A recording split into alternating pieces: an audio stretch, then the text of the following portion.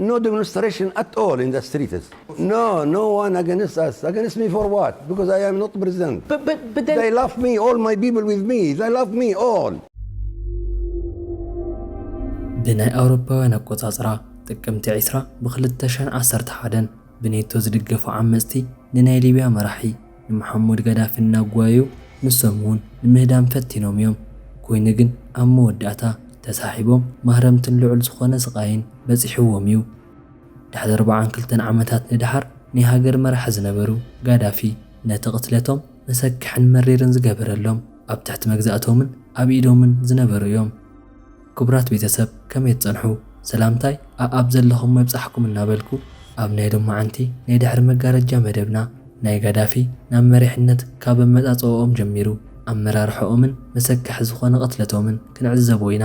ክሳብ መወዳእታ ዝመደብ ሓቢርኩም ንጽንሑ።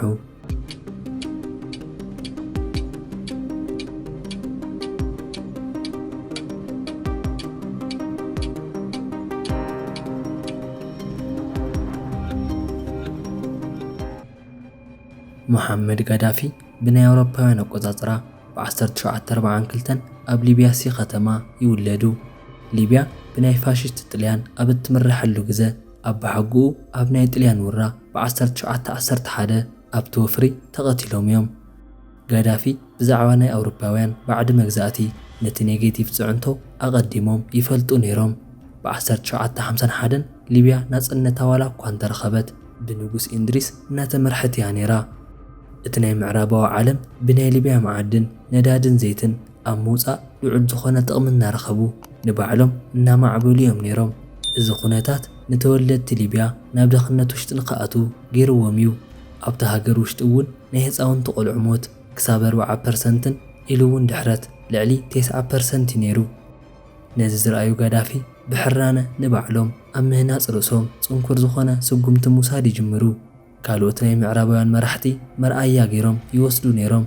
ብፍላይ እውን ናይ ግብፃዊ ጋማል ኣብደል ናሲም ንጉስ ኢንድሪስ ኣብ ወፃእ ኣብ ዝነበሩሉ ሰዓት ጋዳፊ ምስቶም ናይ ናፃ መኳንንት ንቕናቐ ማእኸላይ ኮሚቴ መፈንቅለ መንግስት ክገብሩ ጀመሩ። ጋዳፊ ንናይ መዕርፎ ነፈርትን ናይ መንግስቲ ህንፃታትን ኢሉ እውን ናይ ወታደራዊ ቦታታትን ንምቁፅጻር ልዑል ዝኾነ ምንቅስቓስ ይገብር ነይሩ።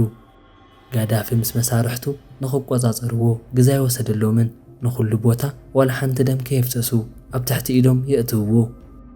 ጋዳፊ ንናይ ሊብያ ህዝቢ ኣብ ዝገበርዎ ናይ ሬድዮ ጻንሒት መግዛእቶም ናጽነትን ሕውነትን ኢሉ እውን ማዕርነትን ዘማእኸለ ከም ዝኾነ ይገልጹ። ካብቶም ናይ ፈለማ ተግባራት መንጎ ናይ ጥልያንን ናይ ኣይሁዳውያንን ካብ ናይ ሊብያ ጦር ሰፈራትን ካብቲ ሃገርን ምስጓጉይ ነይሩ። ጋዳፊ ኣብ ሊብያ ውሽጢ ካብ ዝስርሑ ናይ ነዳዲ መዕደንታት ውሽጢ እቲ 51% ናብ ሃገሮም ንክውዕል ይገብርዎ። ካብዚ እውን ተላዕለ ኣብ 1973 ብዓለም ደረጃ ናይ ነዳዲ ሕፅረት ንኽመጽእ ምኽንያት ይኸውን። ናይ ምዕራባውያን ፍርሒ እውን እናወሰኸ ይመጽእ። ጋዳፊ ሰፊሕ ናይ ማሕበራውን ኢኮኖምያውን ለውጥታት ኣዳልዮም እዮም። ንፈለማ ግዜ ናፃ ናይ ልዑል ደረጃ ቤት ትምህርቲ ንህፃውንቲ ተበጻሓይ ዝገበረ እንትኾን ንዓበይቲ እውን ብስሩዕ ትምህርቲ ንኽወስዱ ተገይሩ እዩ። መጠኑ ሰፊሕ ናይ ምህናፅ ህንፃታትን ደረጃኦም ዝሓለዉ ስራሕትን ፈጢሮም እዮም። ድንቁርና ንኸጥፍኡ ልዑል ዝኾነ ፃዕሪ ይገብሩ።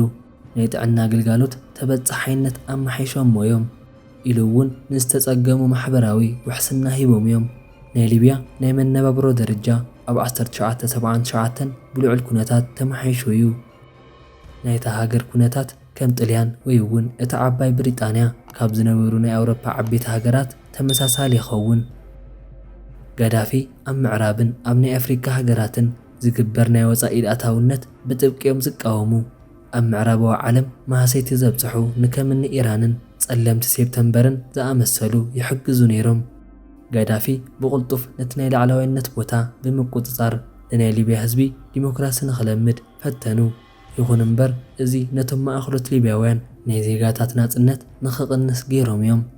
ጋዳፊ ብዓፋኒ ምስጢር ብናይ ፖሊስ ሓይሊ እናተሓገዙ ብዙሕ ግዜ ንዝተቃወምዎም ይቐትሉ ነይሮም። እዚኦም ናይ ንጉሳውያን መራሒ መሐመድ ጋዳፊ ካብ ሊብያ እውን ሓሊፉ ብዛዕባ ናይ ኣፍሪካ ሓድነት ኣጥቢቖም እዮም ዝካትዑ። ጋዳፊ ናይ ኔልሰን ማንዴላን ናይ ኣፍሪካ ብሄራዊ ኮንግረስን ደጋፊዮም ነይሮም። ናይ ምዕራባውያን ጽዕንቶ ካብ ኣፍሪካ ንምንጋፍ ድሌቶም ንኣፍሪካ ፈተና ዝኾንዎም ናይ ወፃኢ ኣታውነትን ናይ ድጋፍ ጉዳያት ንምክልኻል ኢሉ እውን ናይ ዓረብን ናይ ኣፍሪካ ሃገራትን ሓደ ክገብር ዝኽእል ሓሳባት ይህቡ እዮም። ናይ ሙሐመድ ጋዳፊ ልዑል ምንቅስቓስ ፍርሕ ዘሕድረሎም ምዕራባውያን ንዕኦም ንኸውድቑ ኣብ ዝተፈላለዩ ቦታታት ተቃውሞ ንክለዓሎም ክገብሩ ጀመሩ።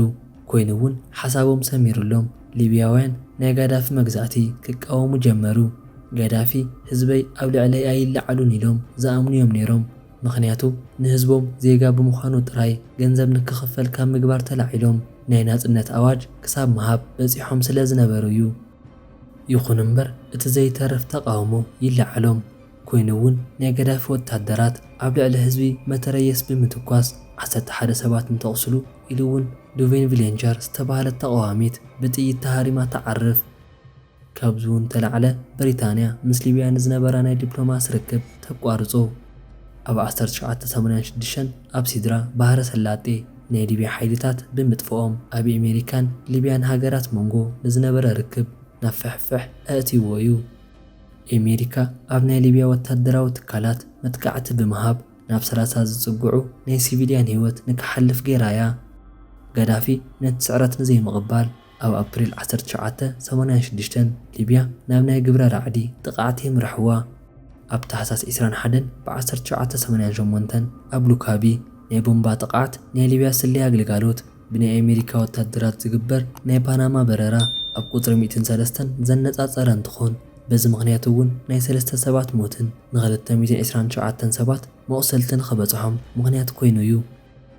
ብኻልእ ገጽ እውን ብሊብያ ቦምባ ዝሓዘ ንብረት ኣብቲ ኣውሮፕላን በራሪት ውሽጢ ተቐሚጡ ኣብ ስኮትላንድ ኣብ ኡኻቢ ከተማ ልዕል ኢሉ ስለተፈንጀረ ናይ 259 ሲቪላትን ናይታ በረራ ሰራሕተኛታትን ኢሉ እውን 11 ሰባት ኣብ ሉካቢ ብዝበጽሐ ናይ ሓዊ ባርዕ ምኽንያት ህይወቶም ሲኢኖም እዮም። ኣብ 1990ታት ጋዳፊ ስልጣኖም ብምጉልባት ጋዝ እውን ወሲኹ ናይ ሓባር ጨፍጨፍቲ መሳርሕታት ክሰርሑ ጀመሩ። ጋዳፊ ካብ ብዙሕ መፈንቅለ መንግስትን ቅትለትን ዝተረፉ እዮም። ኣብ 2001 ኣብቲ መጀመርታ ከባቢ ኣብ ሊብያ ተቃውሞ ይጅምር። በዚ እውን ልዑል ዝኾነ ተቃውሞ ኣብ ሊብያ ናይ ሰብኣዊ መሰል ጥብቅና ቴሬል ኣብ ትሕቲ ቀይዲ ድሕሪ ምውዓሎም ሕንፍሽፍሽ ተላዒሉ እዩ። እዚ እውን ኣብ መላእ እታ ሃገር ተቃውሞ ብኢሱ እዩ ነይሩ። ጋዳፊ ህዝቡ ኣብ ልዕሊኡ ፈጺሞም ከም ዘይለዓሉ ይኣምን ነይሩ ኢሉ እውን እቲ ህውከት ኣብ ልዕሊ ኣልቃይዳ ተሓተቲ ገይሮም እዮም። እታ ሃገር ካብ ተቃወምቲ ንኽትጸሪ ዘይተመጣጠነ ሓይሊ ክጥቀሙ ጀመሩ። ብዙሓት ዕጡቓት ወታደራት ምስ ከበድቲ መሳርሕታት ንኸዋፈሩ ይገብሩ። ብሪታንያ ምስ ካልኦት ሃገራት ጣልቃ ብምእታው ነቲ መራሒ ንኽተውድቕ ብዙሕ ጻዕር ገይራያ። ፈረንሳይን ኣሜሪካን ኣብ ልዕሊ ሊብያ ናይ ሕለፍ ተመሓለፍ ምኽልካል ይገብራ። ናይ ኔቶ ኣውሮፕላናትን ድሮናትን ንናይ ጋዳፊ ሰራዊት ኣውደምኦ። ምዕራባውያን ነቶም ዓመፅቲ ናይ ከበድቲ መሳርሕታት ደገፍ ይገብሩ። ትሪፖሊ ክትወደቕ እንኮላ ጸረ መንግስቲ ዝኾኑ ዓመፅቲ ነታ ቀንዲ ከተማ እውን ሓዊሱ ጠቐምቲ ቦታታትን መንገድታትን ይቆጻጸሩ።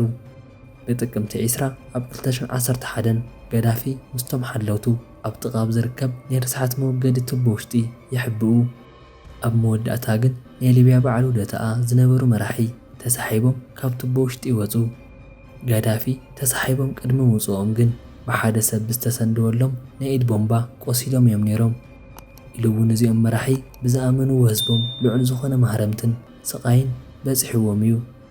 ኣብ መወዳእታ እውን ብናይ ምዕራባውያን ሓገዝ ብህዝቦምን ብዘሰካሕ ኩነታት ናይ ሙሐመድ ጋዳፊ ህይወት ተሓልፍ።